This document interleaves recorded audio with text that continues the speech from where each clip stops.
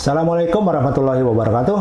Selamat bertemu kembali mata kuliah by Kampus Gratis. Sekarang kita akan membahas tentang inovasi dalam pemasaran dan branding. 16 ini kalian bisa lihat daftar isinya apa yang kita akan bahas di sini dalam materi ini. Itu teknologi baru dalam pemasaran, ada AI, Big Data, AR, VR. Kemudian ada peran inovasi untuk meningkatkan brand engagement dan pengalaman pelanggan. Seperti biasa, kita mulai dengan contoh kasus. Contoh kasus untuk inovasi dalam pemasaran dan branding. Kita lihat dari latar belakangnya. GlowX adalah suatu startup kecantikan lokal meningkatkan brand engagement dan pengalaman pelanggan dengan teknologi inovatif seperti AI, Big Data, dan AR atau VR. Augmented reality atau virtual reality. Namun mereka mengalami kendala, keterbatasan anggaran, dan tim yang kecil. Nah, sebagai konsultan pemasaran, kalian bertindak sebagai konsultan pemasaran. Berikan strategi bagi GlowX untuk meningkatkan brand engagement dan pengalaman pelanggan dengan teknologi inovatif seperti AI, Big Data, dan AR atau VR, meskipun dengan anggaran dan tim terbatas. Ya, ini ada beberapa pertanyaan, kalian bisa diskusikan. Ya, ini ada beberapa pertanyaan pemicu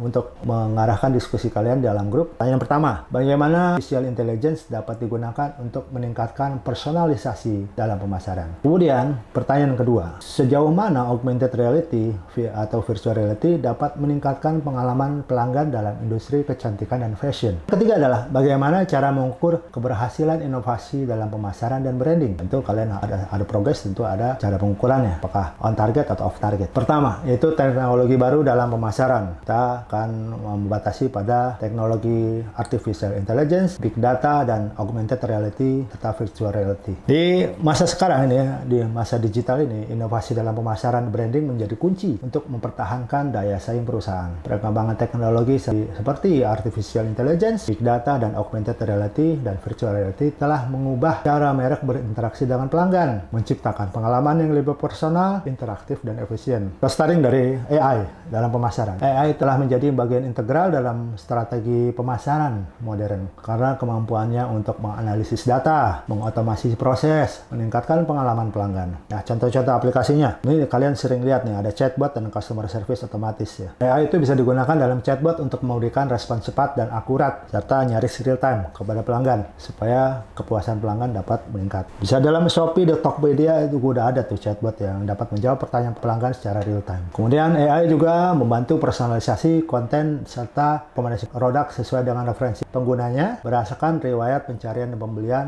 si user.